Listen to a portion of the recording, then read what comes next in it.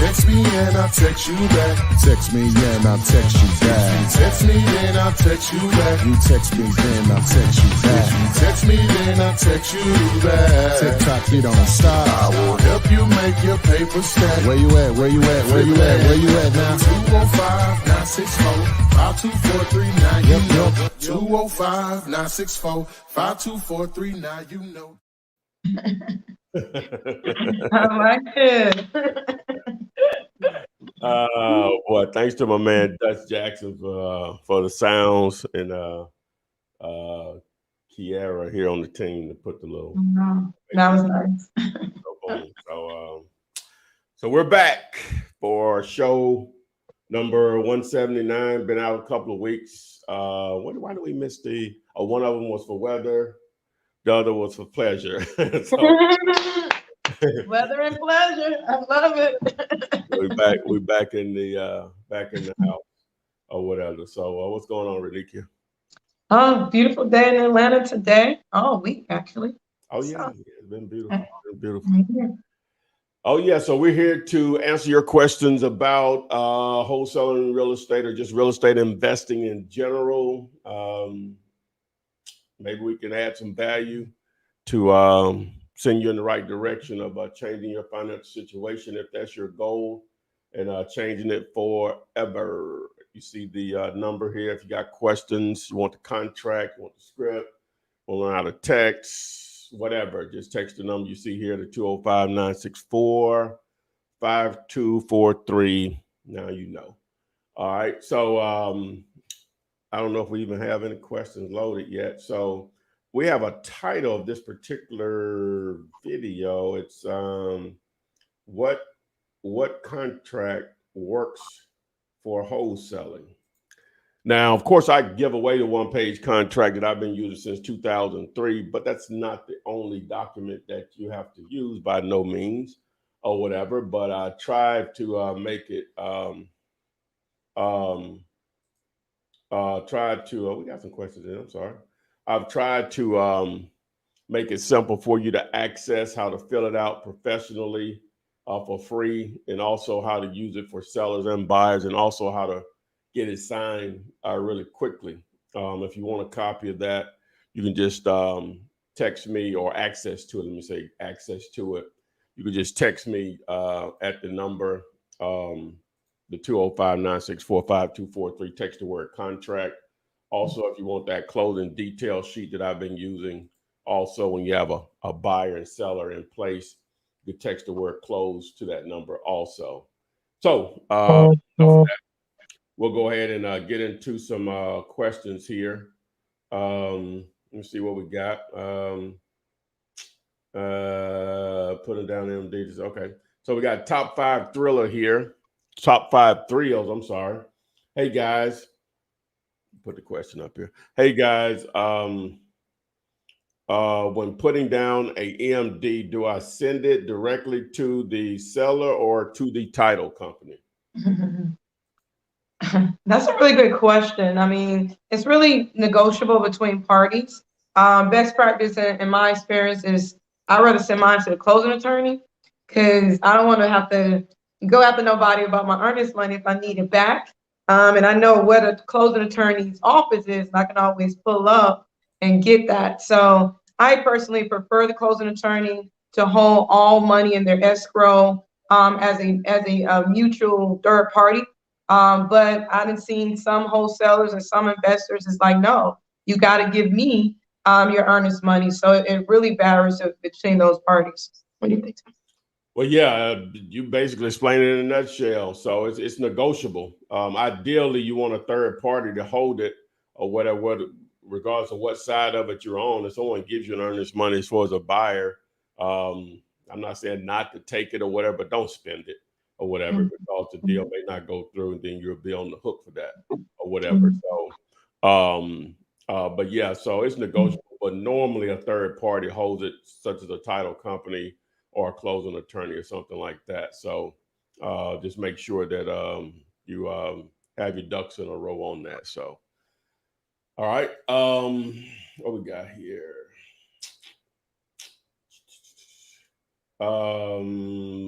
Vanna Williams. I think I'm saying that. Vanna Williams. I have a seller, but I'm scared to make the first move. How were you able to do so? I guess she's asking. The first time we spoke to someone that wants to sell a piece of real estate. How do we handle it? First and foremost, scared money don't make no money. That's right. So we got to get confident in that conversation. And honestly, the more confident you are, the easier the conversation. A lot of times we're scared because we just don't know what we're talking about, what to say, and things of that nature, and what to expect. It's no difference from if you was calling and inquiring about someone and you wanted to lease their property.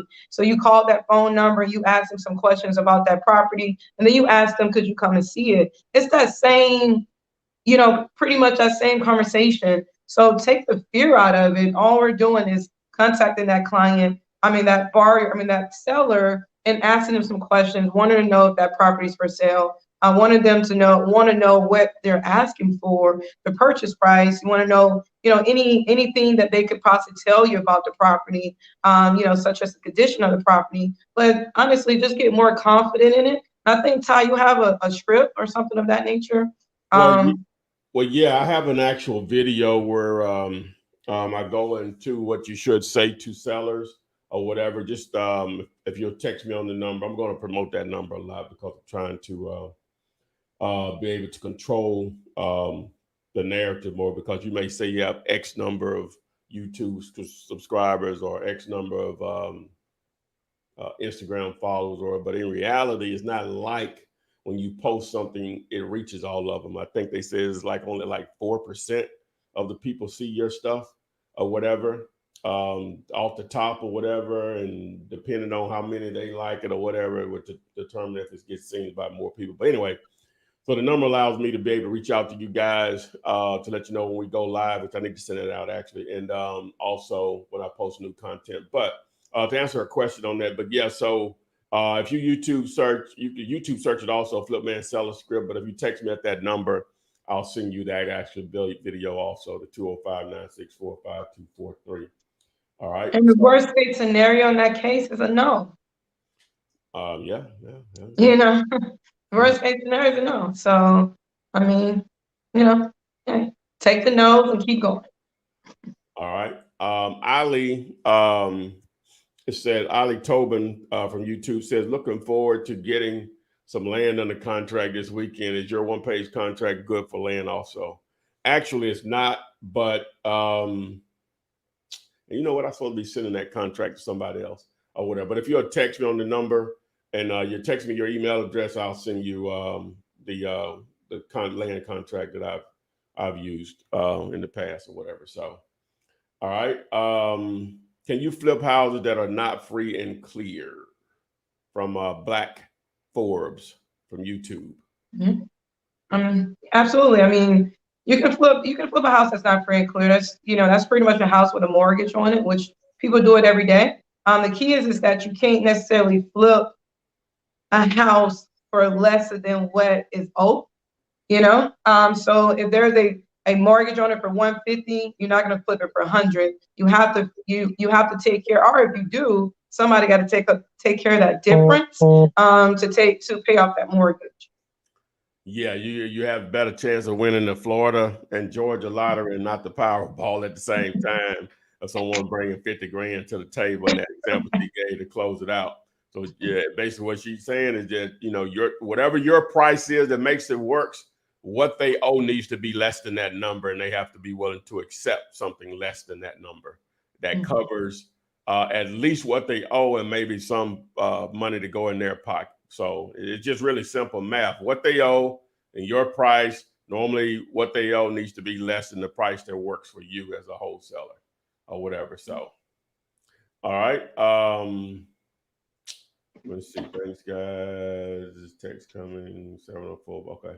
All right. Boom. All right. So let me see what else we got. So while we're waiting on some more questions, Renika, I'll let you let me remove that question there. You can go into what services that you offer with your entity. Awesome.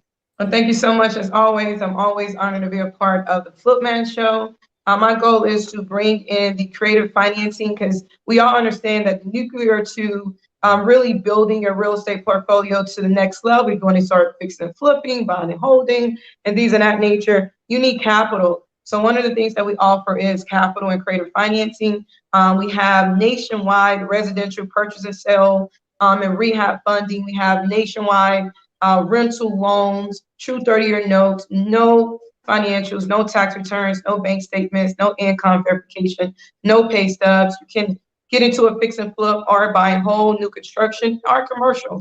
And most importantly, for individuals who just need to offset some of those expenses, you want to buy into some of the products and things that is needed to offset some of your expenses. Get your wholesale and not necessarily wholesale bandit signs. I mean, bandit signs work for you look for fix and flip and other pieces of real estate as well. But if you need to offset those expenses of getting that material that you need and all the services you need, then we have products and loan products and financing, creative financing options up to $150,000 to help you offset those expenses so you can invest into your business and grow your business.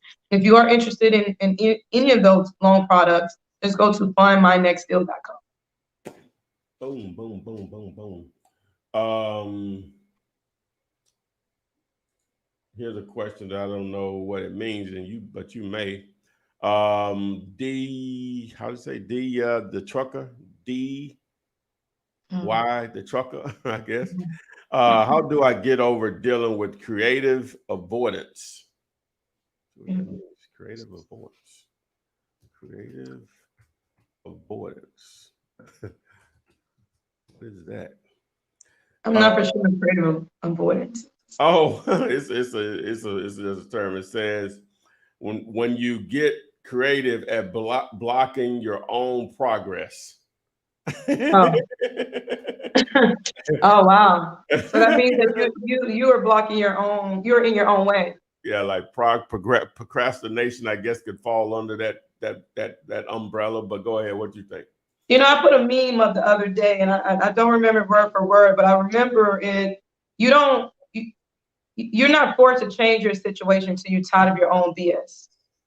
Yeah. So until you get to a point where your back is against the wall, till you get to a point where you just want to change, you'll make it happen. So a lot of times we create all these excuses and things of that nature, but till you get to that point where you're just tired of your own BS, you're tired of not, putting yourself into place. You're tired of not getting up every day and giving it your all. You're tired of getting the short end of the stick. You want more. And so you get to that point of just wanting more. You may not never ever get past that, procrastination or, oh, tomorrow is always tomorrow. But honestly, you just gotta make that sacrifice. When you usually don't begin to make those sacrifices to something that's bigger than you. Sometimes it's your kids, sometimes it's just your mission, sometimes it's some things that you just need to do. So I would encourage you to find your why, which is so cliche, but it's real. Find your why. Why do you want to get up every day and create that legacy? Why do you want to get up every day and build something greater than yourself? So I would say just, find that purpose that is somewhat greater than you that can push you to your greatness. Yeah, creative avoidance.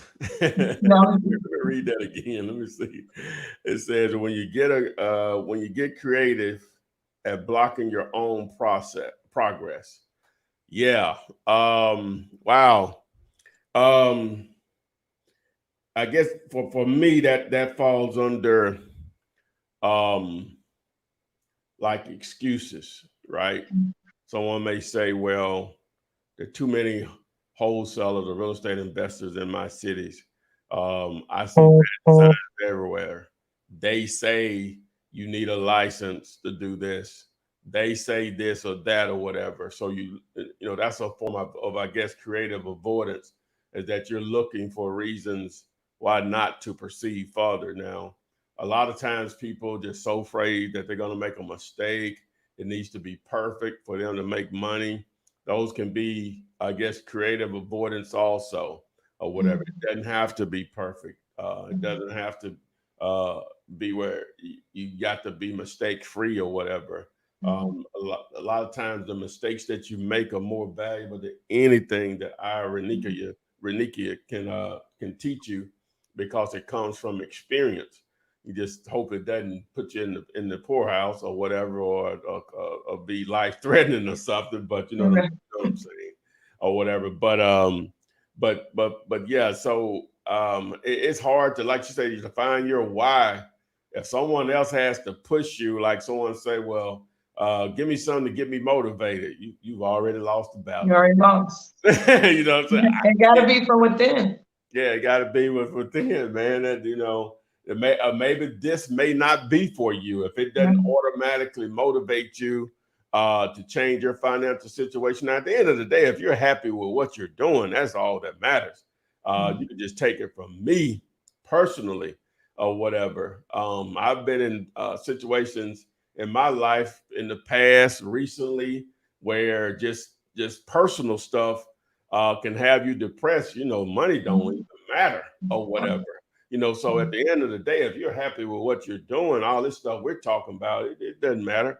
If you're happy with what you're doing, then nothing prevents you from not being satisfied as far as financially or whatever. That's a different conversation. You can still be happy with what you're doing, but it may not be fulfilling as far as where you need to go financially and where you want to put yourself in a position, and the ones you love in a position. So again, creative avoidance, man, that's just such a personal thing, and just so many layers could be to that for each individual, and that's just going to be different or whatever. So I don't know if that made sense on what I just said or whatever, but man, that's just such a deep thing, because it's different. Because, you know, everything that I pursue, I don't make it happen. You know what I'm saying? That's the way it is or whatever. Sometimes you be like, I don't know, you know what I'm saying? I ain't got time for that. Let me go back to what I know. You know what I'm saying? So that's not unusual. That, you know, hey, let me just say this. I've had, as far as business, I've had more failures than success. Right?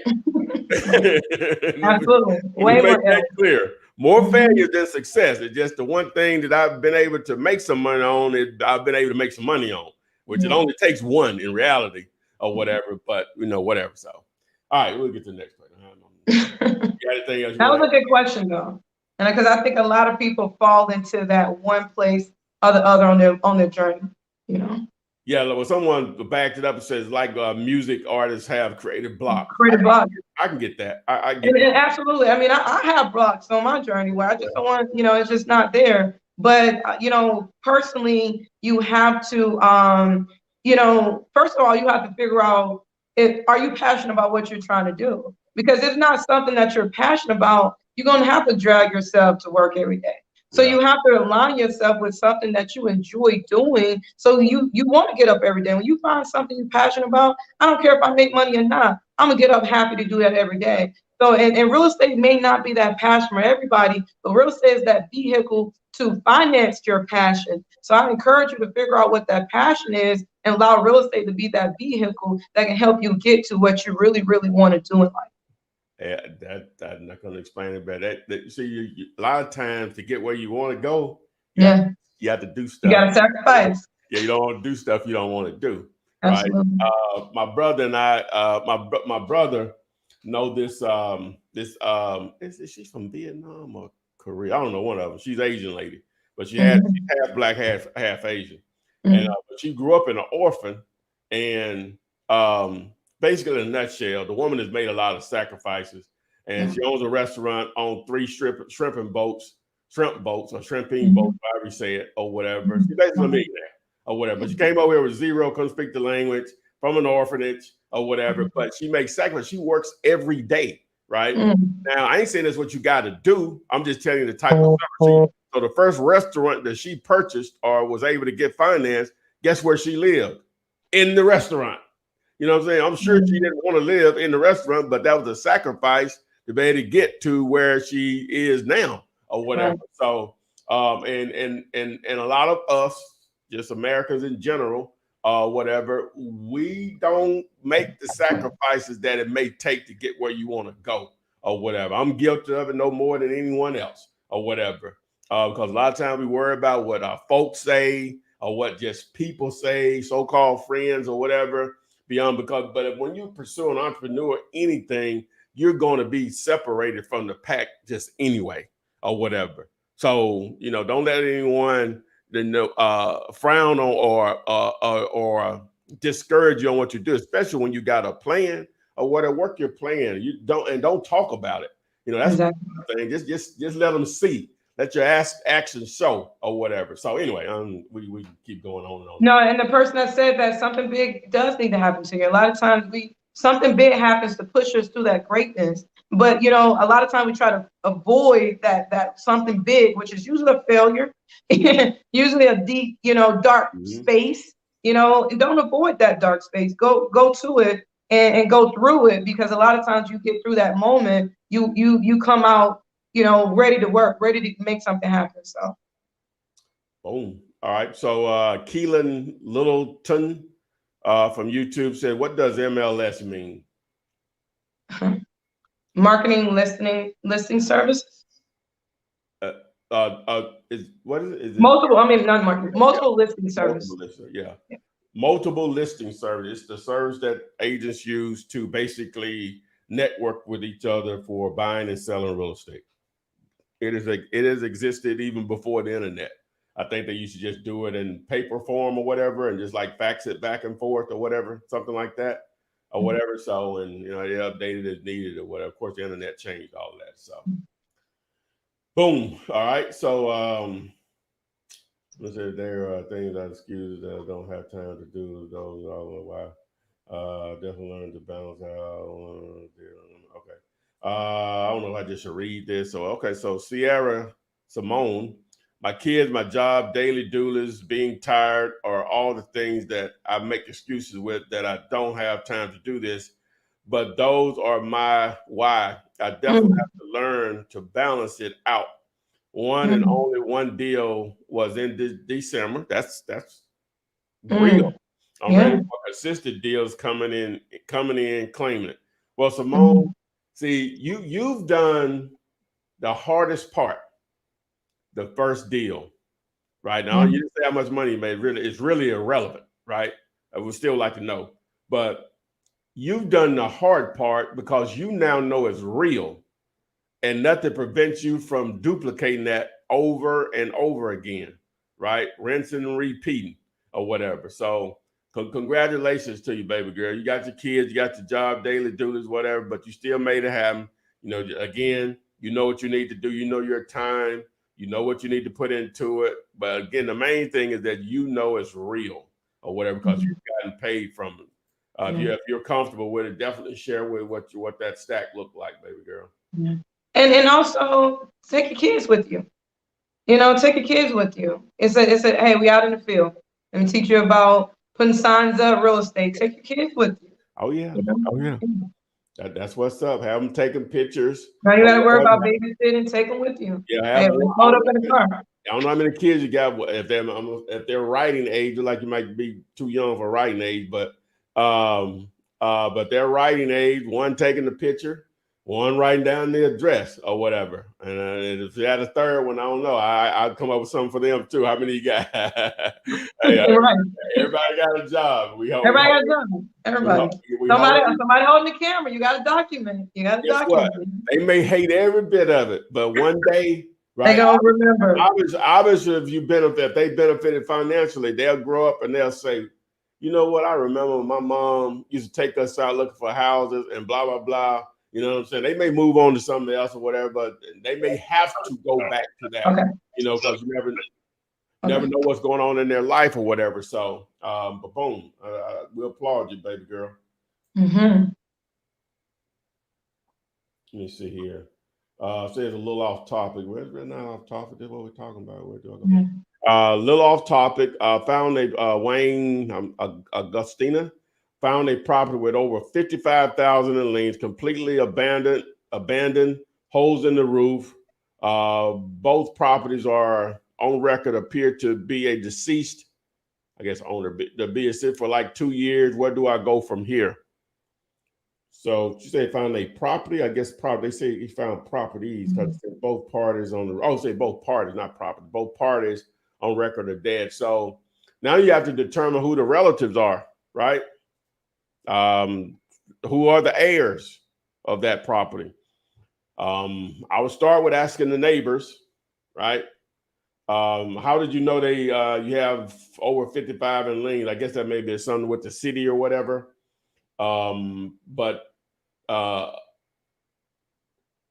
you start with the neighbors, then you can possibly skip trace their name to see who their potential relatives are, and then you skip trace those relatives' names and reach out to them or whatever. That's going to be sort of the direction you want to go to, and then you can determine. Well, you didn't give us an ARV or anything because what they owe may be what it's worth or whatever. So it'd be ideal if you gave us an ARV to let you know it's something probably you may not even have to put any time in it because they may owe more than what makes sense there. But anything you want to add? It sounds like they're in really bad condition. The house is in really bad condition with a hole. No, that's it. You just got to find a close relative and just kind of go from there.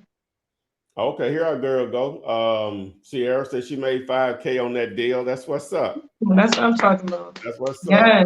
So you know it worked. You know it worked. Yeah. And it was a virtual deal. And it was virtual. You didn't have to leave the house. Oh, that's so. You didn't put up a sign. Oh yeah. Let me see. Here we go. She's on our daily lives pretty much every day. It's your girl Angel. I'm just venting. That's what's up. I watched your video. I watched the video that was dated 7 years back. Is this the same contract you're using today? What does a deal-later monthly fee cover? I would like to subscribe. Which do you prefer, prop or MLS? I mean, I guess they mean prop stream. All right. So on the contract, yes, it's the same contract. It's been edited a little bit. If you'll text me on the 205-964-5243, I'll send you the video that explains how to fill it out for sellers and buyers, and also how to access it on deallater.com, where you can fill it out there for free as much as you like. The monthly fee covers the entire tool itself, which if you watch the video, top 10 ways to use the best real estate tool, just go to deallater.com, or again, you can text me and I'll send you the link. And you can watch the video. It tells you what to do, but just to give you a short version of it, obviously you can pull a list for sellers, buyers, if you would like. You can obviously you can research properties. When I say research, find out who the owners and just information about the property itself, transaction history, which can be very important at negotiation when you know what they may have paid for it or what they may owe on the property. And one of the biggest things is that you can actually use it to come up with an ARV by using the comps there. So similar to MLS, but MLS won't allow you to pull lists and all that stuff for cash or whatever. So it's just different. They're similar but different or whatever.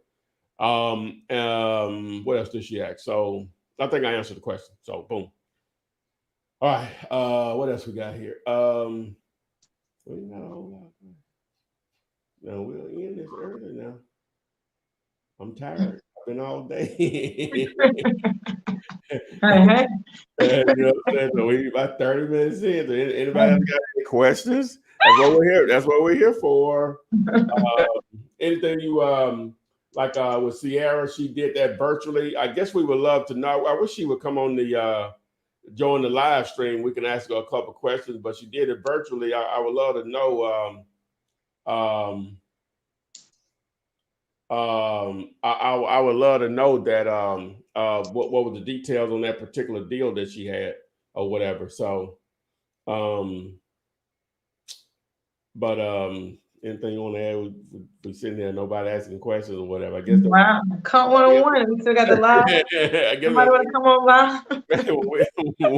when we go be on a hiatus for 2 weeks, one of them wasn't my fault. One of them was. Or whatever. So I'm sorry, guys, or whatever. So, but we're here to answer questions if possible. So we just got a few people in here that have asked questions. I guess y'all know everything. Let me see.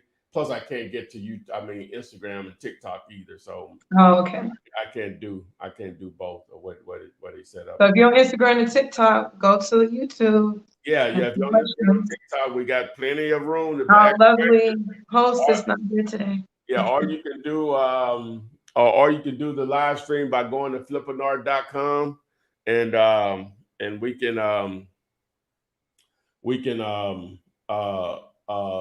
get you on the live stream and push you to the front of the line. With anybody answer a question right now, you'll go to the front of the line. Make sure everybody that's in here likes. So, hey, again, what the topic of this particular show was about the contracts. Remember, you can access those. Just simply text the word contract to the 205-964-5243, and we'll get that over to you. All right, so we got a question right here. Okay, boom. All right, here we go. If you use the contract, are we safe from buyers trying to go behind our back and snatch our seller? Mm. All right, boom. Time. The braid slayer. I love that. Oh, you want me to answer? Yeah, I mean, that's a good question. Okay. Well, yeah. So, that's one of the purposes of the contract is to secure your position within that particular transaction. Now, in order for someone to steal your deal, that means obviously the cash buyer has to be, as they say, shady, but also the seller who has signed an actual agreement. Most people understand the ramifications if they've signed an agreement, what possibly could happen or whatever. If you agreed to give me an opportunity to buy this property, right? And so that contract allows me to assign it or double close, whatever. But so with that being said, now what may happen if you have a shady buyer that tries to go behind your back or whatever, the seller may not agree to work with them, but they could blow up your deal. And they say, I just don't want to deal with either one of you all or whatever. So, but don't worry about it. I've never had that to happen to me before, Renika. Have you? No, I haven't either. I mean, I haven't had it happen, but it can happen. Oh, it can happen. Because there's some sharks out here. Yeah, no, I've heard some people that has happened. Right. It's really not that often that something like that happens. I mean, because integrity is everything in this game. You don't want to be the known investor who doing shady business, because that travels faster. I would not do business with you if I heard that you have shade someone that I know. That's just bad business, and all money and good money. So when people understand that relationships is more important than the deal itself, you will start to respect those relationships. And that's what people begin to understand, is that their relationship is greater than them trying to go behind your back and do the most. But it can happen because there's some people that just don't have integrity. They just don't. They're just not good businessmen and good business women. However, it's minimal. So you just continue to move forward, because it doesn't happen all the time, because people understand the importance of relationships. Yeah, it's just like, why would you do that? I mean, like you say, see, my mind doesn't work like that, and your mind doesn't, and most people's mind doesn't work that way. Why would you go behind my back for one deal when I can feed you who knows the amount of deals that you can make? Most people get that. You know what I'm saying? So that's why if you have a potential buyer that's tripping about how much money you're gonna make or something, that's probably somebody you don't want to deal with, because you want to deal with people that look at you as an asset they're gonna buy from you over and over again because you're making them money over and over again or whatever. Not a cash buyers list would be worthless if you got to go find a new buyer every time. Right. You know what I'm saying? You don't need a cash buyers list. What is that for? And if you have to go find a new buyer every time, a buyer's list is worthless. The only reason the buyer's list has some value is because these are people that want to do business with you, number one, and they're going to buy from you over and over. They view you as an asset. When you bring them a deal, it's basically just like money has just fell out the sky, right? Because they didn't have to do anything for it or whatever. Because a lot of times they say, well, why don't the buyer just go and find that same deal? Well, they can, but from my experience, a lot of guys that flip, especially the ones that flip, even the buy hold guys, is that they generally don't look for deals. You know what I'm saying? They either going to depend on wholesalers or realtors to bring them deals, to bring them deals or whatever. Is that your experience with dealing with most of them? Absolutely. because they spend too much time on their projects. Mhm. Now you have some people that try to do it all. Don't get me wrong. I'm just saying, but most of those guys, they spend more of their times on dealing with contractors. That's a job in itself, right? Absolutely. Especially if you got multiple projects going on at once or whatever. So Mhm. that's why you are valuable to them. You can be valuable to them because you save them a lot of time and they still can make money or whatever. So, because they're only going to deal with you if the numbers work. At the end of the day, whatever price you get, they're only going to deal with you if the numbers work for them, right? So, Adrian made it, baby. Okay. It's on now, y'all. Hey, y'all ready for some preview? Okay. Instagram and TikTok. Huh? Doing terrible, man. I was doing terrible, man. Get in, get your. No, you did a great job. You did a great job. Mm. Huh? It's dead. Huh? It's dead. No, it's right there. Oh, it must be. It's still dead. Oh, okay. All right. So, okay. So we had. I'll go to the next question. Okay. Somebody, my girl, it's your girl Angel Benning. Are your selling scripts on the website? No, it's a video that I go through or whatever. I think I have a link to where I don't know. I put it somewhere or whatever. So, but you can text me on that too. I'll send you that video also, or you can YouTube search it. All right. So, who is this? Wayne said thanks. It's about 206. Okay, here we go. He said, I guess this is the house that he couldn't find the deceased owner's relatives or whatever. It says about 260 ARV. It would need every bit of 100K to get it there. So what they owe 55, we said, in lien. So yeah, 155 basically. So what is that? 30. So 75. Yeah, that sounds like if you get Yeah, that works. 70% is 180. Yeah, so if you can get it. So if he got it at what, maybe like 20, 30. Yeah. Well, I guess he had to add on those $50,000. 55, so he probably gonna have to get it close to something like that, basically what they owe on it or whatever. Mm-hmm. So boom, yeah. You ready? Yep. Okay. And have we invited anybody to join the live to ask their questions themselves? We almost shut it down. Oh, We're one question away. We're about one question away. We almost shut it down.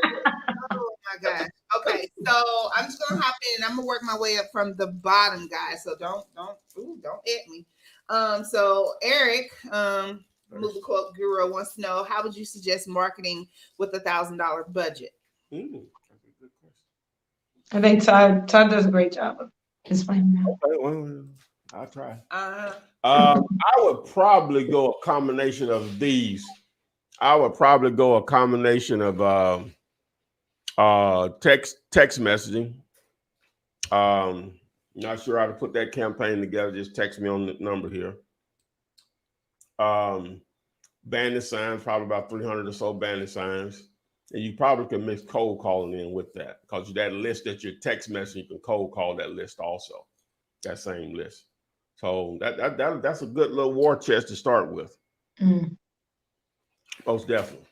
Okay, what you got for him, Rennie? $1,000 budget. What are we marketing? How are we marketing? I mean, I would say the same thing. I mean, right now, I think text message is one of the most lucrative ways. Text messaging, I would say bandit signs.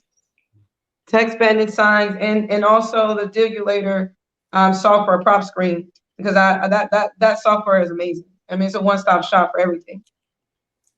All right, there you have it, guys. So still talking about marketing, we're going to go to Gilbert Shields, who says, I ordered my first 100 signs with my personal cell number on them before knowing about Bumber. Am I okay moving forward with these? I don't want to get in any trouble legally with my township. So before he knew about Google Voice, Bumber, and having the number, he put his personal cell phone number, which is, we would typically say is like, but he already has them. We don't want to waste these 100 signs. What do we do? Roll with it, Gator. Gator. All right, you have it, Gilbert. Go ahead and just put those signs out. Maybe he could cover it and put the new number on there. But what he got is not the right number? No, it's his cell phone. He put his actual cell phone number on there before he found out about some of these other services that afford to his cell number. Yeah, put it out there anyway. You roll with it. There they go. Yeah. I just wanted the next batch. You wouldn't do that. Those will eventually come down. You know what I'm saying? So roll with it, and then hey, get it right next time. See, it's trial and error. Yeah, it's trial and error. You'll never do it again.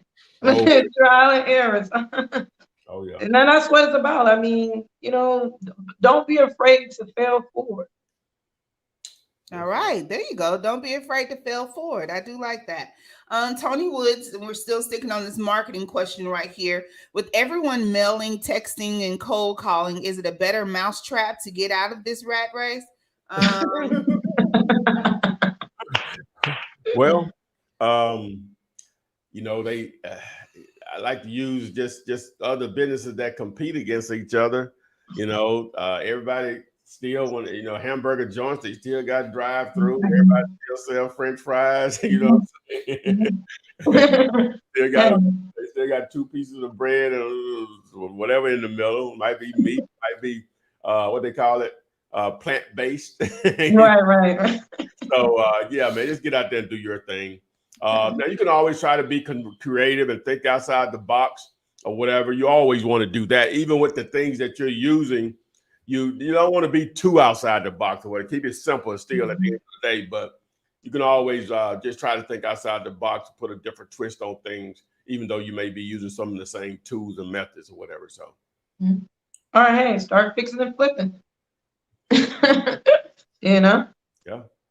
And you can probably find some good deals on MLS and do a fix and flip. All right, so Rini, I'm gonna direct this question to you, and I'm having a little trouble myself with this personally. Tony Woods wants to know, is it a seller's market? I know oftentimes we say, oh, it was a buyer's market, it's a seller market, but right now, just in a hunt personally, you have sellers throwing ridiculous prices out there because there's not a lot available. They're getting it. Like they're getting exactly what they're asking for. So would you consider this a seller's market that we're in? Absolutely. I mean, I can't speak for every market because I'm not in every market because I don't know the availability and inventory. But I know like in Georgia and Atlanta, there's a shortage. So of course it's a seller's market. The seller can get whatever they want for their properties because there's a shortage of houses. So when there's more demand than supply, the prices goes up. When there is more supply than demand, the price goes down. Right now, there's a lot of demand for houses and there's not a lot of supply for, therefore the prices goes up. That's just the way the economy works. So there's nothing we can beat in that, or we just got to become the seller. Whatever the case may be, but it's definitely here in Atlanta is a seller's market. There's about 9,000 properties on the market. There is 7 million people here. So just imagine you can do whatever you want to do as a seller at this point. If people really want to buy. So yeah. Yeah. Okay. Yeah, I've just been noticing that it's just not a lot. But the funny thing is, at the same time, we're saying, if it's a seller's market, that means that you have a lot of people wanting to buy, which means the economy must not be that bad. I mean, or a lot of people aren't in as a rut as is made out to believe. Like a lot of people are wanting to move and buy, whether it's downgrading. It's money being spent. So it's money being spent, and honestly, it's a 2%. The government know what they're doing. The home buying went up 20% last year in the middle of a pandemic, and the reason being is it's a 2% interest rate. It's a historical low. I've never seen a 2% interest rate, and when you can take advantage of a 2% interest rate, that $200,000 house, that $400,000 house is really like a $300,000 house right now. So you're able to get more house for your money. So it's not a bad market. It is the market. And I told somebody the other day, sometimes you got to ride the wave. You got to understand what wave we on. Right now it's a seller market, so it'll be preferable to ride the seller's wave. And how to ride the seller's wave is just become the fix and flipper and be the one selling the properties. You can maximize your profitability right now because there's a shortage of houses right now. Yeah. Okay. I see that. That makes a lot of sense there. So it's your girl Angel wants to know, how do I find I am so tongue-tied. How do I find out if a house is a deal before contacting the seller? Comps, bring them deals. Hint, LOL. I know I ask a lot of questions, but I need to be the best because my teacher is, hence you. All right. There we have it. So we've mentioned this. Naturally, you have Dealulator when you're talking about wanting to be able to bring your comps. Dealulator, aka PropStream, a wonderful tool to have in your wholesaling war chest.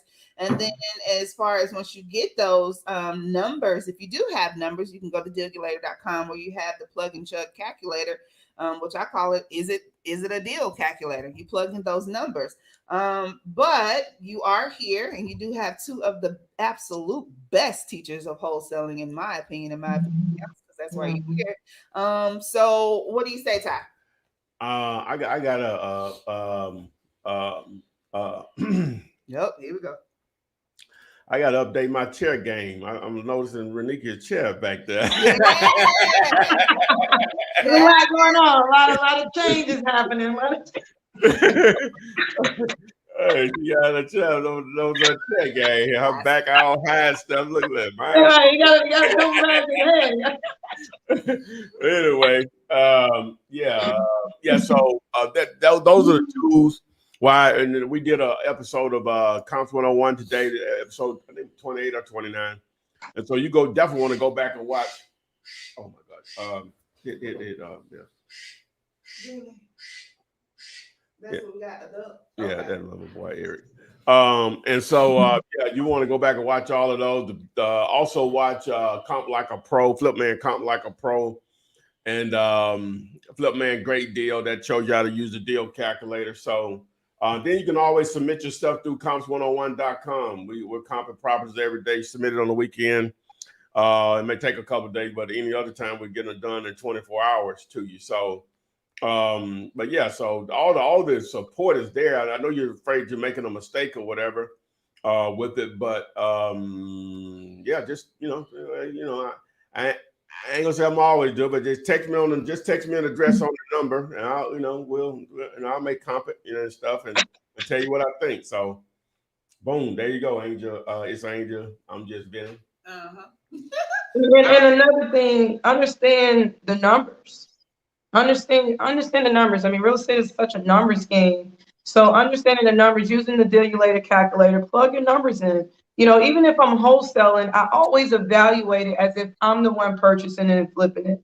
And that's how you can really maximize and determine if it's a deal and maximize your wholesale fee versus just throwing 5,000 on top and hope it's it. No, run it, really evaluate it as if you are really purchasing it, so you can really determine and really understand how much of a profit margin in there, because you may say 5 and there's 15,000 in there that you can really maximize. So understand your numbers and really utilize the Dealulator calculator that'll tell you exactly what your number should be. All right, there you have it. I haven't seen this question in a while, guys, and it's in regards to being a wholesaler and a realtor. So Jacquez Parker says, do you know anyone who is a realtor and does wholesaling? And can I be a realtor and wholesale at the same time? So, well, there you go. I'm gonna let you answer that one, Randy. I did it for years because and I did it before I even knew that it was a conflict of interest. But I don't let anyone count anything that I got going on. So as a real estate agent, there's forms that you could sell unlisted property. A lot of times you're dealing with real estate. When you are agent, you have to let your broker know that you are, you're making what you're making on it. So it goes to your broker. So that's one of the ways to do it. At the end of the day, if I'm a real estate agent and I start a consulting firm, and I'm gonna let you fill in the blanks with that, but start your business that has nothing to do with you being a real estate agent. And those are services that your business provides, which is, it is what it is. All right, Jacquez, I hope you caught that. Hope you were listening at that moment. So yeah, the next question, we're gonna go to the Braid Slayer. All right. That's a hustle right there. Ooh, that's a good one too. I'm telling you, girl, ladies, if you got the fingers and the hands of God, The fingers of the praise, man, that's a good one head a day can range from 150 to 250. I know my lady is 450. Sound like Carpetona waiting to happen. Hey, that's okay. I'm just Oh, they got magic in their hands. It's something. Magic in the man. Yes.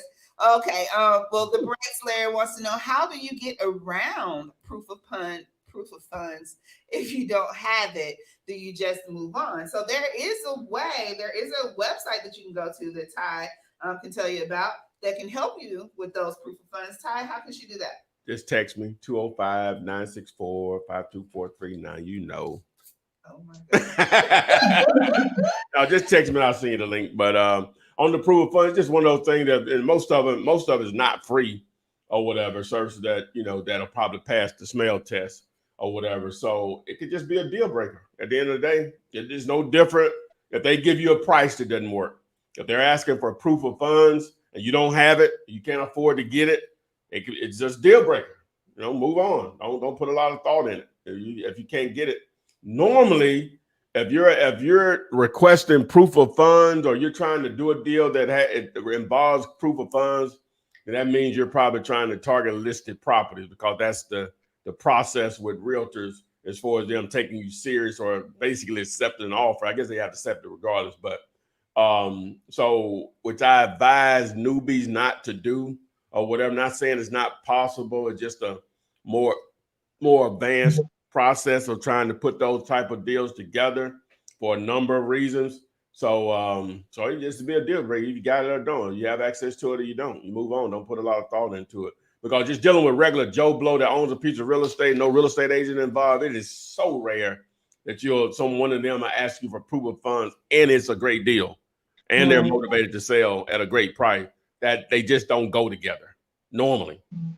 You can talk to 100 motivated sellers over the next year that actually want to do a deal, right? And one of them will ask for proof of funds. So that's how rare I think it is. One or two, I say, or whatever. Your thoughts? No, I agree. I mean, if you're dealing with a real estate agent, no one's it's rare that they ask you for proof of funds. Yeah. Real estate agent's gonna ask you 100% of the time. 100. Where's the money? Right. Because they didn't even know they ain't wasting their time, Yeah. Okay, so another question we have is, Ty, you do have accessible to anyone that would like to have it, is the one-page contract that you've been using since the beginning of your wholesaling career. And the question is, are people more likely to sign a one-page contract more easily versus a 10-page contract? And guys, just on that screen there, if you do want a copy of that one-page contract, you can text the word contract to 205-964-5243, and that will be available to you. You can also visit dealulator.com, where you can plug and chug your information on the contract that is available there, and email it out, print it out, send it via DocuSign and all the good stuff. So back to the question: one-page contract versus a 10-page contract. Which one is the seller more likely to sign? Or does it even matter? I mean, I think it depends. I think people just like less of a contract. I mean, no one likes to sign their name on and it's just a whole bunch of pages in fine print. It gives people anxiety. I'm thinking there's something in there that I haven't read that I'm tying myself into. So I think just a lot of pages give people the anxiety. But however, when you're dealing with a real estate agent, the contract is 7 to 10 pages. So it's a norm. So it's a norm with real estate agent, and it's not even second guess. A real estate agent put that 10-pager in front of them, they sign off on it without even thinking twice about it. However, people outside of a real estate agent, they kind of like it short and sweet. I want to know I want to be able to kind of read through everything and know exactly what I'm signing off on. So outside of an agent, we kind of like it short and sweet. What do you think? Yeah, as you say, less is more. Just more comfortable dealing with something, especially when you get into legal documents, only like one page or whatever versus 10. That means now I got to read 9 more pages if I'm going to actually go through it and actually I have to try to understand what it is. So, I guess that may have been a trick question or whatever. But yeah, of course they want the 1 page versus the 10 page or what, the average person. Because now with a 10 page, you're more likely to get an attorney involved, which is fine or whatever. But just keeping it simple. Because the main reason 1 page works is because you're buying the property as is. That basically eliminates everything else or whatever. So, and the real's a lot of stuff in there that's in there to protect them, the lead-based paint and all that stuff, or whatever. You're buying the property as is, you know what you're getting into, or whatever. And and then on top of that, it's a cash deal. So it's just a lot of that stuff that lenders need in there to make sure that it's going in the right direction. It's before they spend their time on it or whatever. And so that's why it's as is, you're paying cash. That's why 1 page works really well. All right, so boom. And you're just dealing with regular people. They're not, a lot of times you're dealing with people that may have been there on the second or third real estate transaction in their life. Or what, you know what I'm saying? So, you keep all that stuff in mind or whatever. All right. So, Rennie, I'm going to shoot this one to you. A lot of times we're talking about creative financing. And so the question I have here is, can you explain what creative financing is? And then once we get that definition out there, maybe you can explain what are some resources to assist with that creative financing. Absolutely. Thank you so much.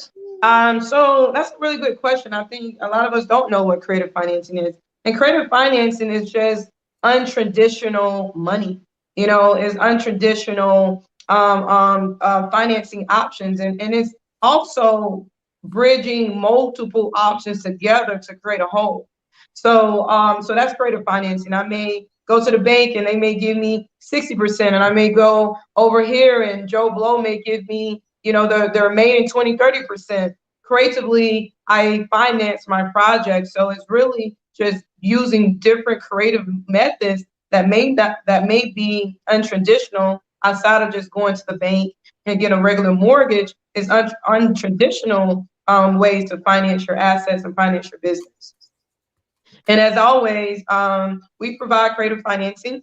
We provide nationwide lending in all 50 states, from fix and flip, buying home, new construction, development, commercial as well. If you're interested in any of those creative financing options, are you interested in leveraging your credit to receive up to $150,000 unsecured credit that you'll be able to offset some of those expenses, buy the products and the material that you need to really jumpstart your business and invest back into your business? That's what creative financing is. But if you are interested in that, you go to findmynextdeal.com.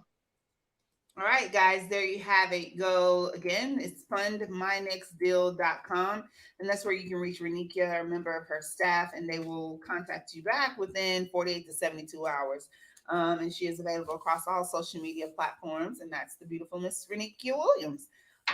So guys, that's it. Most definitely, if you want to take your wholesaling game to the very next level.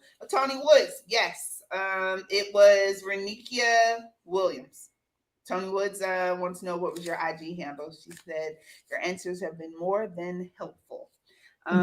So on the screen, and it's on the screen there, Tony Woods, as well, if you're joining us on YouTube, which I see that you are.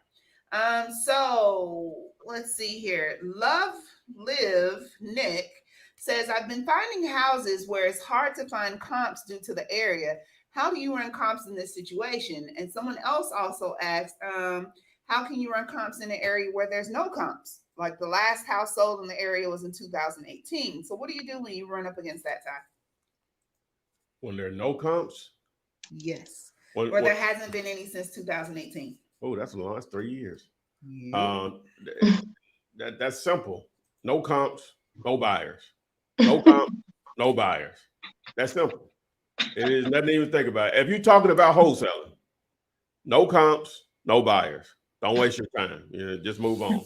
No comps, no buyers. So no activity in the area means nobody's buying. Nobody's buying. Okay. Especially in this market, as hot as it is, no comps, no cash buyers. Sounds like no buyers, whether they got cash or not. Just move on. Move to another market. Yeah. You don't want to put yourself in a place where about 10 people buying. You want to put yourself in a place where there's a whole bunch of fish. So when you put that, that fishing rod out there, there's a lot of people that trying to buy your property. I believe in, not hoping the dart stick. I believe in making sure my dart's going to stick. So making sure I put myself in positions that is going to win. And putting myself in a place where I can't find a comp is not putting myself in a winning position. Yep. All right, there you go. So Benjamin has a question. It's pretty, I like this question. So he says he has an investor that is interested in working with him, but they're out of state. Could this be a deterrent or could it work out?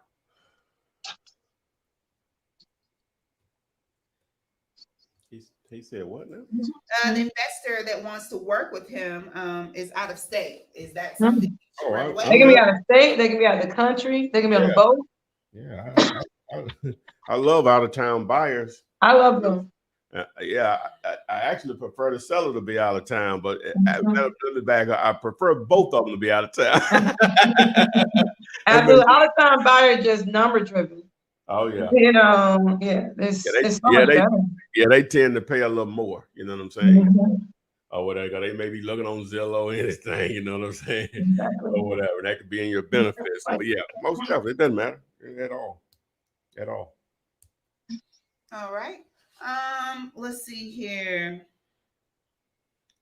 The next question we have, Crystal J wanted to know, is it going to cost for me to pull the title when I'm wholesaling a house? So maybe we should talk about exactly at what point you should be concerned with pulling a title, who's responsible for having that title pulled, and then the ultimate question, who pays for it?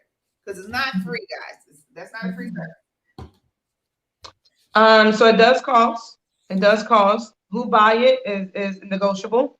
If you set it up right, where you already have your AB contract, which is the contract between the original homeowner and you already have your BC contract, which is you assigning your contract to the end buyer. You submit both of those contracts to the closing attorney, and you make the end buyer pay for their own title.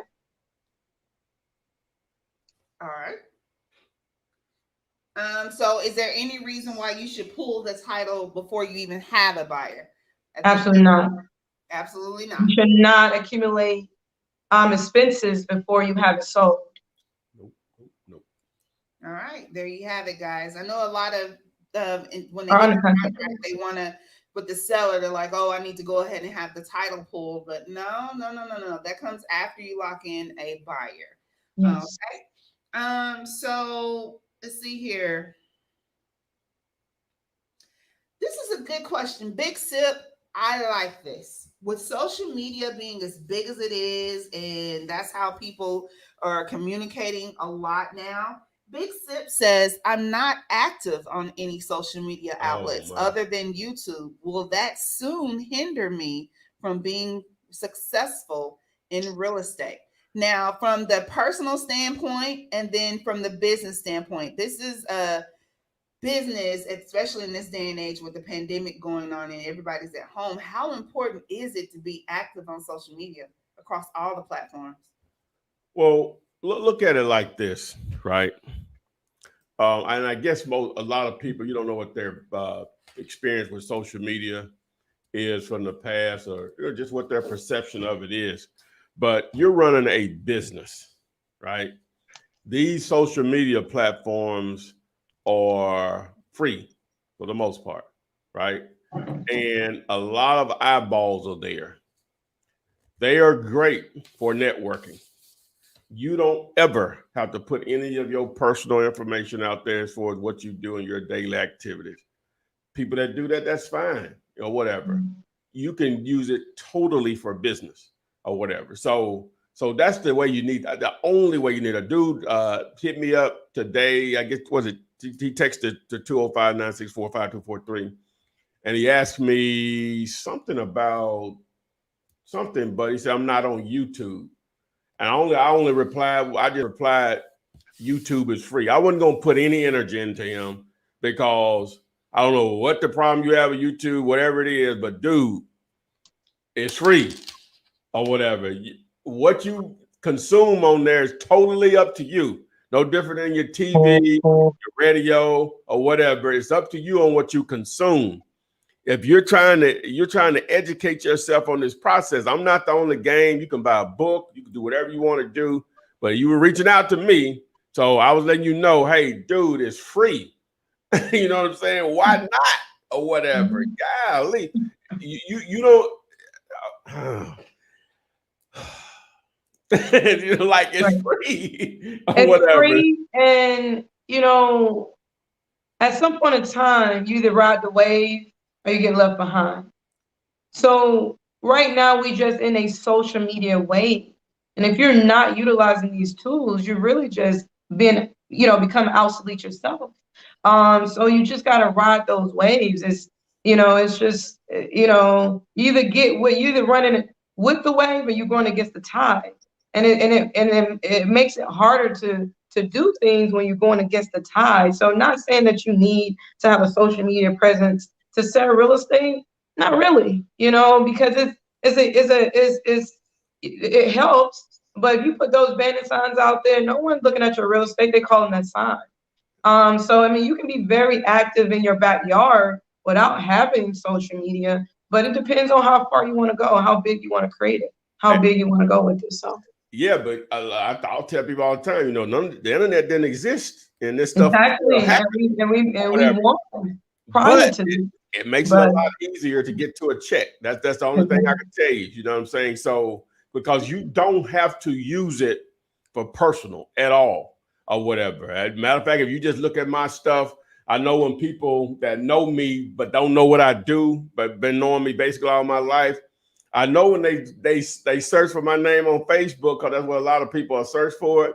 All they see is this stuff. They probably saying, "What in the?" You know what I'm saying? Like, I know that, because I'm up there on the videos and all that stuff, and because I don't have anything about me. Like when I'm married, when I got kids, I may talk about it a little bit on here or whatever, but it's just all business for me. If it wasn't, I'll put it like this. And I'm sort of talking crap about the dude to say he wasn't on YouTube. Now YouTube is one thing, because I think you just can learn a lot of things on there. And when he says he's not on YouTube, I assume he means he doesn't use it or whatever. If he does, he doesn't have an account. Let me just say that. But if you got a Gmail account, you automatically have a YouTube account, because Google owns YouTube, and it's part of their Google account universe or whatever. So you can just, if you can log into a Gmail account, you can log into a YouTube account. You use the same credentials, same username, password, or whatever. But anyway, so I guess that's what he really meant. But what I'm saying is that if it wasn't for me liking, if I didn't have an entrepreneur spirit and understand where a lot of eyeballs are with this YouTube and stuff, and beyond just the actual real estate investing, but the flip man side of it, I have to take it serious because it just produces so much income. I'm just being totally transparent. I'd be a fool not to. Or whatever. That's why you see me do all this stuff every day. And I had to actually hire people because it just took on a life of its own. It was just a hobby that started out. But I can just look like going back to when people probably search for me and that know me, but they don't know I do this stuff. And they just see, I know that's Ty, but that's all he got out here is this stuff. You know what I'm saying? Or whatever. But that's, hey. So anyway, but it's business. I mean, you gotta be using social media for business. I mean, there's no way on earth that you can meet as many people as your post can meet. It's just no way. So it's almost doing yourself a disservice if you are in business and you're not on social media. This is what I was about to say. One of my friends just tried to call. Because y'all don't know who it is, but what he does for a living, he probably makes between 300 to we'll say 400,000 a year, right? But he's not on social media, any of that. I tell him all the time, you leaving at least what you're making right now on the table. You could easily double that if you would network, because he's the ultimate networker or whatever, but not that way. You know what I'm saying? He's If personal. on social media, oh my God, because he has a personality. When he's talking to someone, he's a salesperson. When he's talking to someone, he's gonna make you feel not in a bad way, but he's gonna make you feel stupid that you don't do this. You know what I'm saying? That's how good he is, or whatever. He and I can't even have those conversations. You know, I know. I mean, I've been to college, whatever. But I'm just saying, because he's not on social media and he's always talking about scaling his business, and I'm always telling the man, you leaving so much money because you're refusing to have an Instagram, to have a Facebook, you know, going on and on, because what you're good at what you do, if you get in front of a camera and get comfortable with it or whatever, man, I know he can at least double what he's making or whatever, which is a decent living, especially in Birmingham, Alabama. He lives way beyond below his means. That's probably part of the problem because he's comfortable, something to myself or whatever. But because he's not, he refuses to get involved in it. You know, he just leaves so much money on the table or whatever because he refuses to do that. And his personality would just shine online. I'm just telling you, or whatever. It's just how he is, or whatever. But hey, I can't count on someone else's pocket or whatever. You know, whatever. So. All right. Good answer there in regards to social media, guys. Like Ty mentioned, it is free. Most all of them are free services, and every time you turn around, there's a new one. You know, it was MySpace, and it was Facebook, and now TikTok, Instagram, Twitch, YouTube. You got, what is this spam I keep seeing popping up everywhere on Instagram now? I'm like, what is the fam? So yeah, it's something that you might want to get on top of. I didn't really do my shout out today. So Alvin P, Flip with Rick, thank you for joining us today. Byron, KWU, Generic Studios, Queen 13, Big Sip, and all of you other guys in that chat. I can't name you all, but I greatly appreciate you being here with us tonight and joining us. This next question I have is going to be, I like it. I really like it. And the question is, when you started out, were you quick enough to give an offer on the phone, or did you have to call back? Ty, you mentioned this, I think last week, not last week, we were here, the week before that, 3 weeks. but 3 weeks before, 3 weeks ago. we were talking about an area right here in our backyard, and you were like, I can immediately tell them, you're asking too much, whether it's a good deal or a bad deal. And that came with experience. Do you think you would have been able to do that when you started out? No. I ain't having nobody to ask or whatever. And I don't even know how I figured out that they were deals or not. And I don't remember that far back, but to answer his question, I'm a bad example because the first 2 calls I got were deals. One of them ended up blowing, even though I got the money in my hand, I ended up having to give them the money back or whatever. And the second one turned out, it worked the way it should have. So I'm a bad example on that. But I did understand, I had an idea of what I should be asking or whatever. But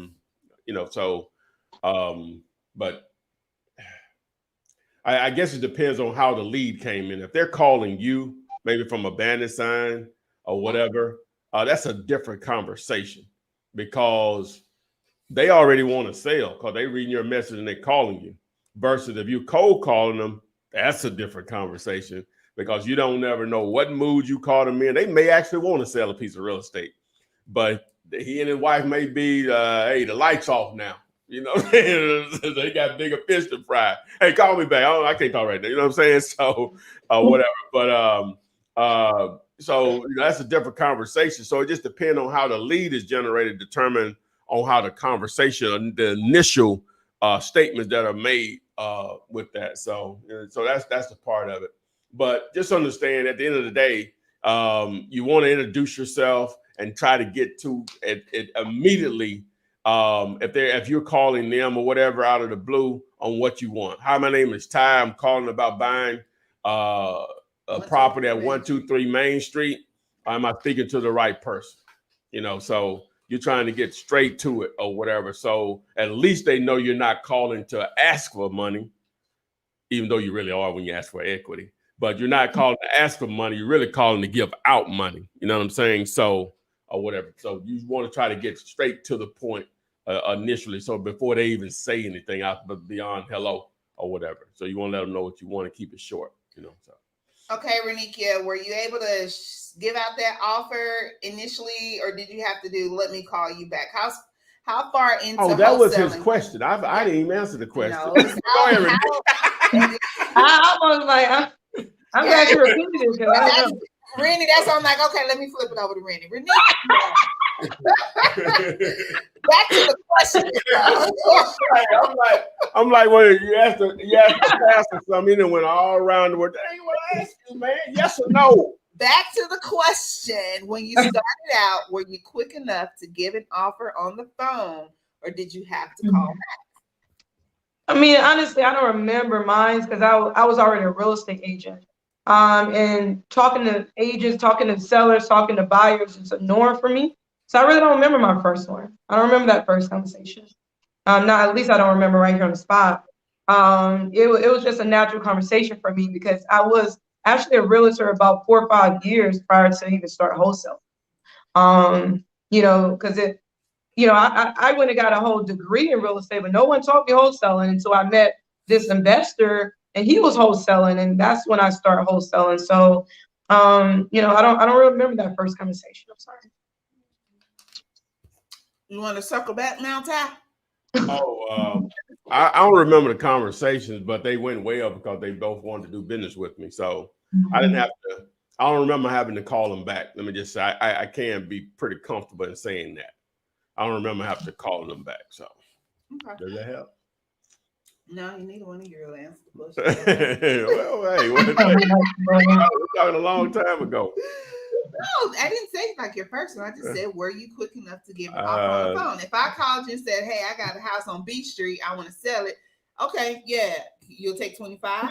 Could you give an offer right then? Well, it depends on where it is. Here in Birmingham, I'm in Birmingham, so I've been doing this a long time. So it just depends on where it is. Oh, it was a question is, do we put an offer on it on the first phone call? Yeah, like when they call, depending on the area, can you sometimes just like, oh, I know that's a deal. Where you at now? I need to see it right now. To get in the deal, I mean, that's what they want me to do. Absolutely. How much you want? Okay, fine. And then you get it, and then you go there, and then you start negotiating things down. But I would say the first person that speak numbers will always lose. So I would never be the one that's going to even speak numbers first, because if I'm thinking 40 and they thinking 27, then I just lost myself out of a good deal. So I will always let them tell me what they're asking before I tell them what I offer.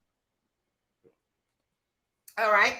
Sticking with that, let me see if I can make this clear. Now with technology being everything that it is, and most everyone having a cell phone in their hand pretty much at all times, or having access to it, would you comp the property before calling or on the phone? So we're still talking about the seller calls you, hey, I live on B Street, I really want to sell it. Can you give me 25? Oh, if they left a message?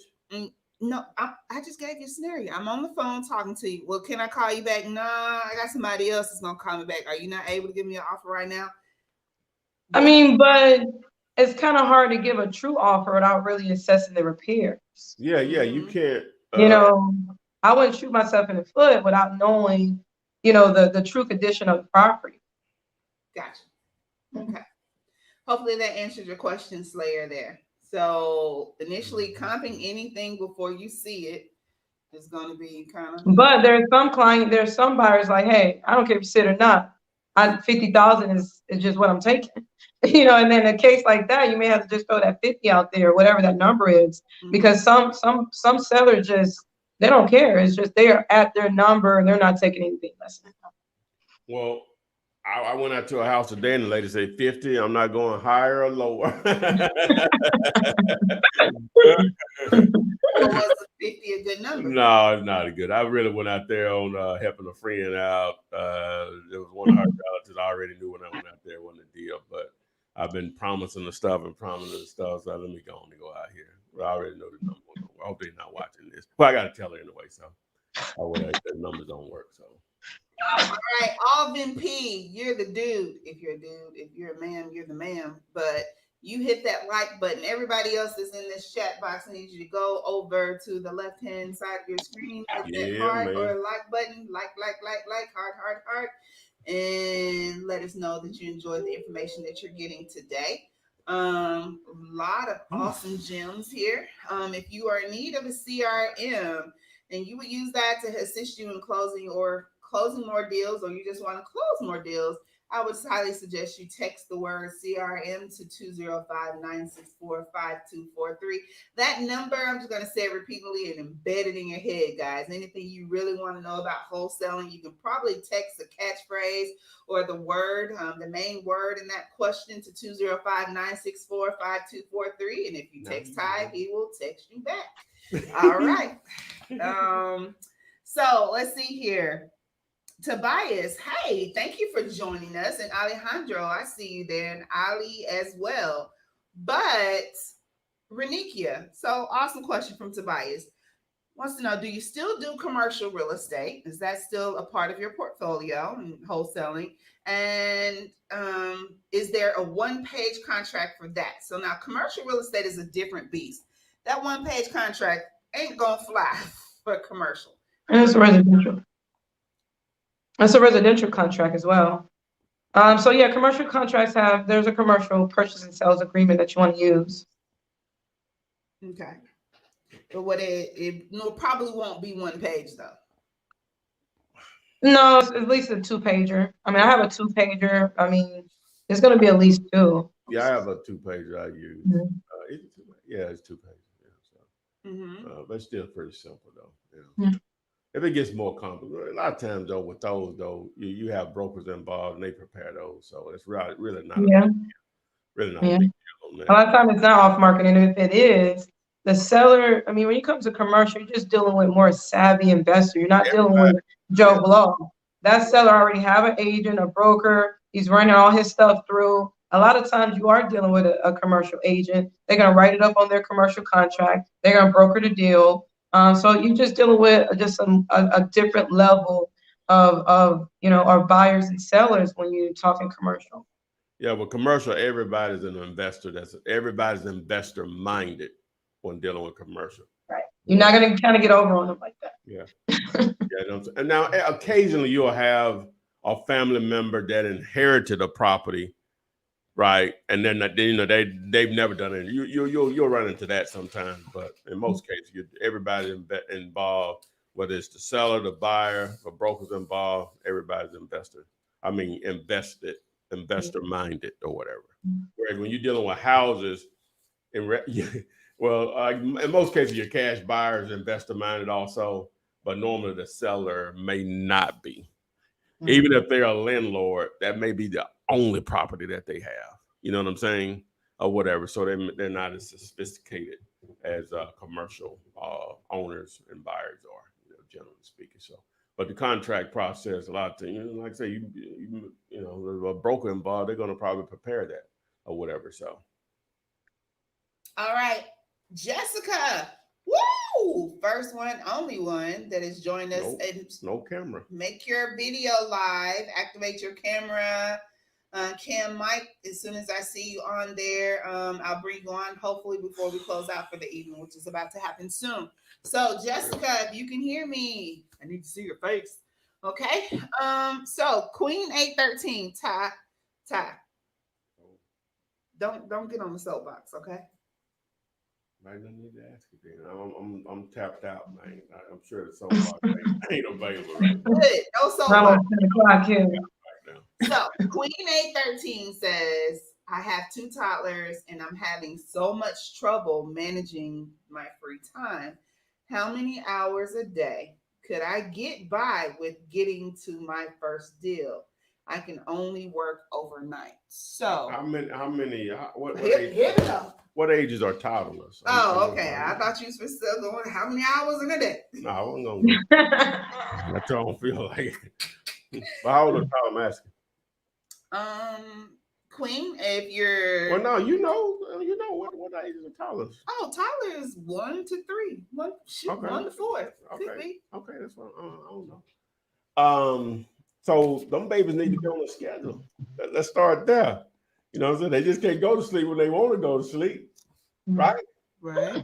Let's start there. Them them wonderful joy bundles of joy need to be on some schedules, probably about 8:30 max, and then it's time you go to work or whatever. You know what I'm saying? So we'll start there. I don't. Is there any additional help in the equation?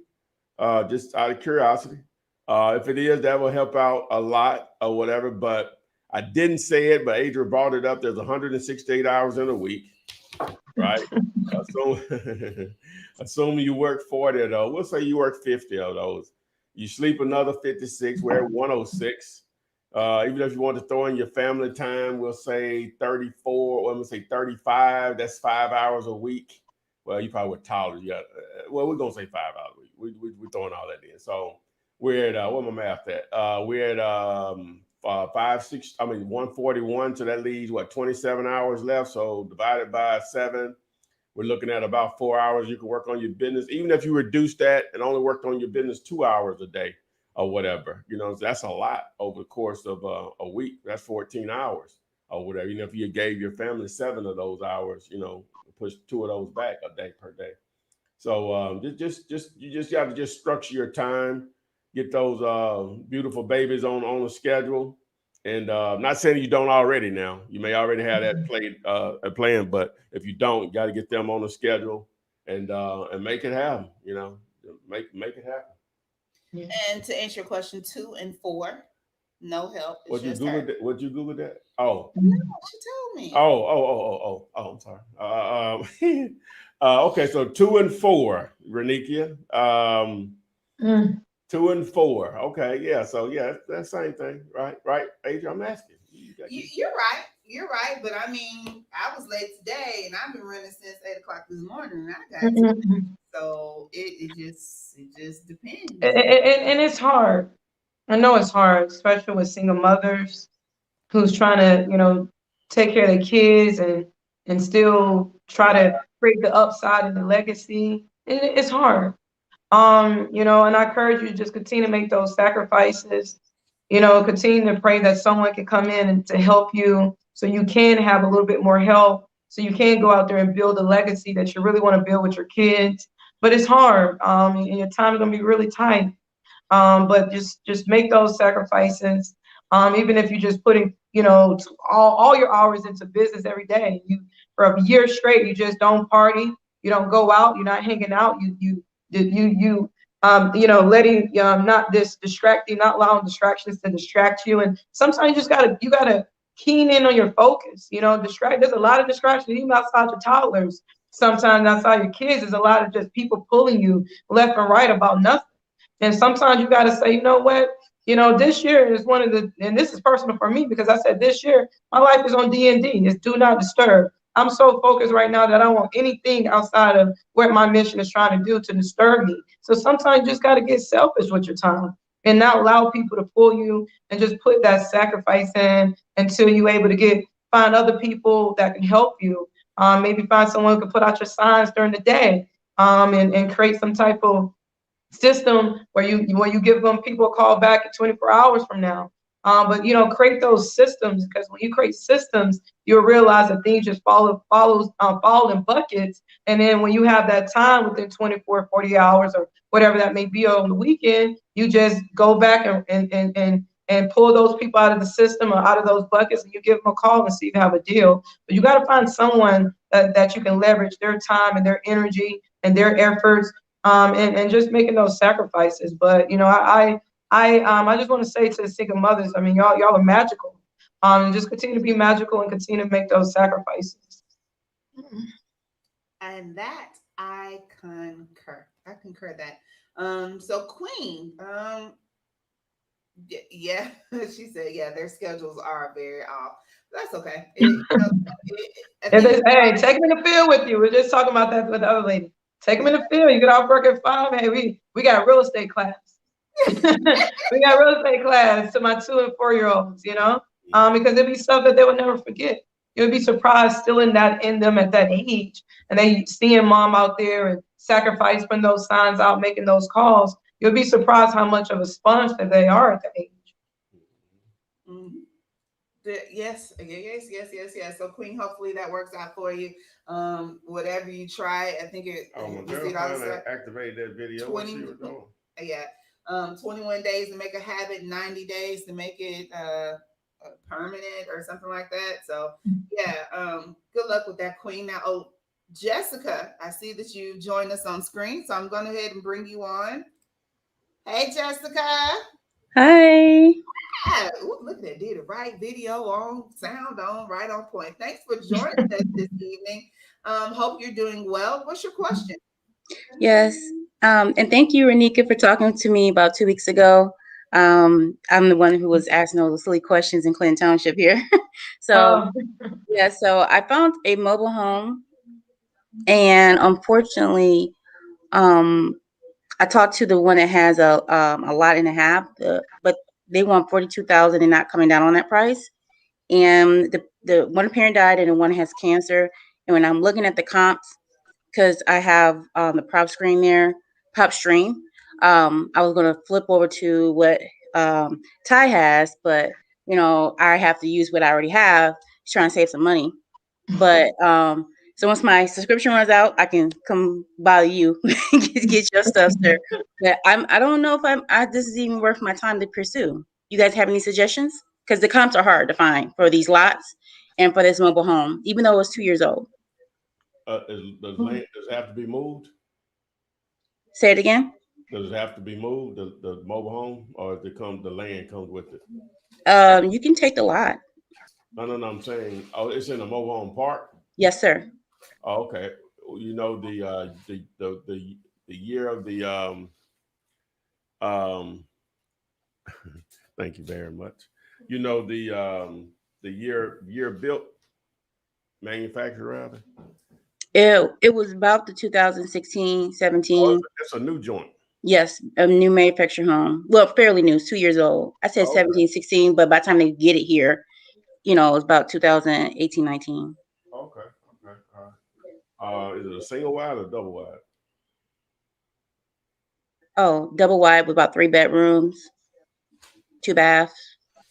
They only want 42,000 for that?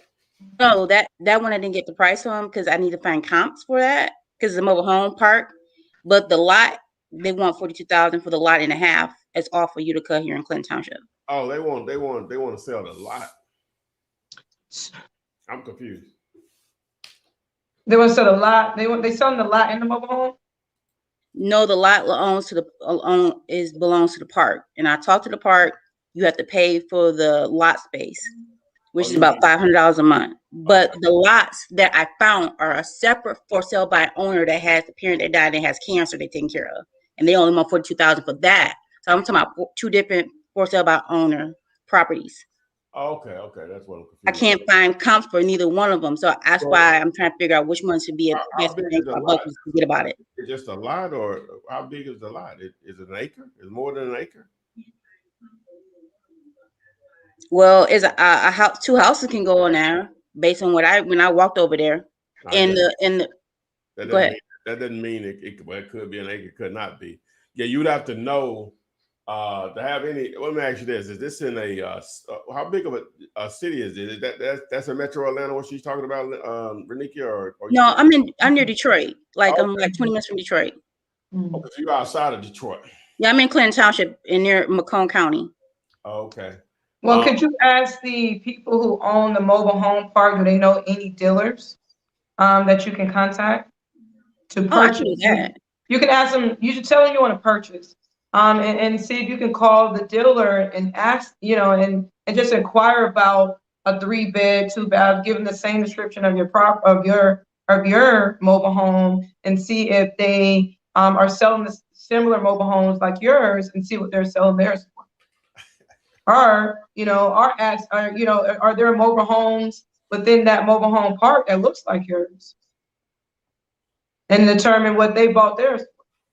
Yeah, you want to see what they'll pay for that particular mobile home and specs, and that's how you backdoor what you'll be needing to get it under contract for.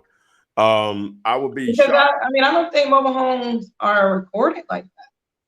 No, they're 83,000 when I went. About 83,000 $2,000 or something like that when I was talking to them, because I told you how I go. I went about the questions all wrong when I talked to you 2 weeks ago, if you remember me. I'm like, Uh-huh. I went about this all wrong, and I was like, what if I want to do an Airbnb? Like, I was trying to get all this information, and it went left. But in regards to for the lots, that person spent some time in working with me, but I don't want to waste time if I can't find comps for these things, because I don't know how to market it. Well, it's going to be, in most cases, hard to find comps for lots anyway, or whatever. So, what's the market value that the county has, given it?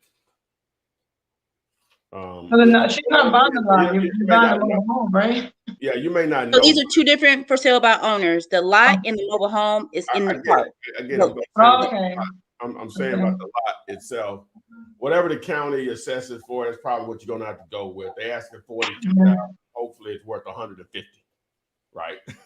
Ideally, hopefully, it's worth $150. You may have something, or at least the county saying it's worth that much. As far as the mobile home, being that new of a mobile home, I'd be surprised if it doesn't have a mortgage or something on it. That's the Parks mobile home. Again, at the end of the day, to get a value on that, you need the manufacturer, the year it's built, the size, and obviously if it needs to be moved or not. Call some mobile home park dealer. That's just a Google search away. See if they buy a used mobile home. See what they're willing to pay for that type of mobile home with the information you give them, and then you need to get it less than that amount. That's the best I can give you on that. All right, thank you. All right, no problem. Good luck. Thank you, Jessica, for joining us tonight, and good luck on those deals there. Okay. All right. Okay, so quick question, Rennie. Mm-hmm. I missed this. Is from Instagram. Is there a difference between a title and a deed?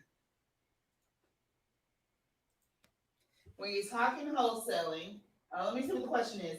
Is there a difference between the deed and the title when it comes to closing? Is that just terminology, not necessarily any different, or depends? There is a difference. I'm looking it up now. Yeah, there's a difference. That's a good question. I really think the title and the deed is two separate pieces of paper. Okay. Absolutely. It's don't even think. I know for a fact it's separate. It's not the same. But Ty, I know you're Googling it. Some of them are basically to show ownership. I think the deed is the transfer of the of the property. Perfect. I put in here deed instead of deed. Brain, that's our brain. It says a deed is an official written document declaring a person's legal ownership of a property, while the title refers to the concept of ownership rights. It's the same thing. They same thing. It's just one of them is an actual document, the other one is the concept of ownership. Mm-hmm. They're referring to the same thing. Basically. Yeah. All right. There you have it.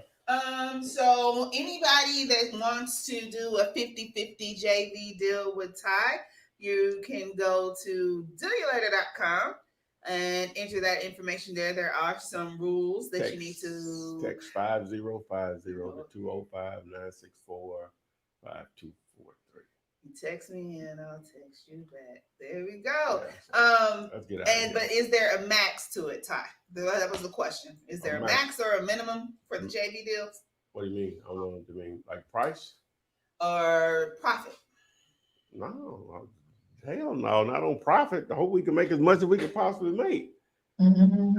Yeah. Okay, guys. I see that some of you guys have left us, but I do greatly appreciate you guys joining us. We've been on for an hour and 40 minutes. Yes, Adrian was late. Typical. But please do hit that like, subscribe button so you'll be notified if you subscribe and hit the button to be informed anytime Ty uploads any new content. Follow Ask Flipman across all social media platforms. That is all social media platforms. That way you can stay in the know. And as far as the next Comps 101, you do those just on Thursdays or every day? It's on Thursday. Just on Thursday. So Wayne Agostini, the next Comps 101 will be next Thursday. Be happy to have you join us for that. And again, team, in order to reach Renikia, you can go to fundmynextdeal.com or Renikia Williams across all social media platforms. If you want to take your wholesaling game to the next level, you can reach out to her, someone in her company, and they will respond to you in 48 to 72.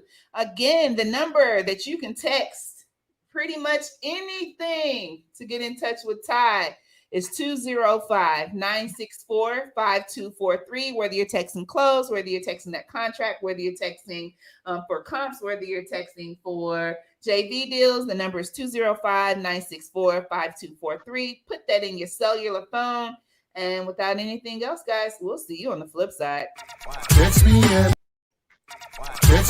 I'll text you back. Text me and I'll text you back. Text me then I'll text you back. You text me then I'll text you back. Text me then I'll text you back. TikTok, you don't stop. I will help you make your paper stack. Where you at? Where you at? Where you at? Where you at now? 205-964-5243. Now you know 205-964.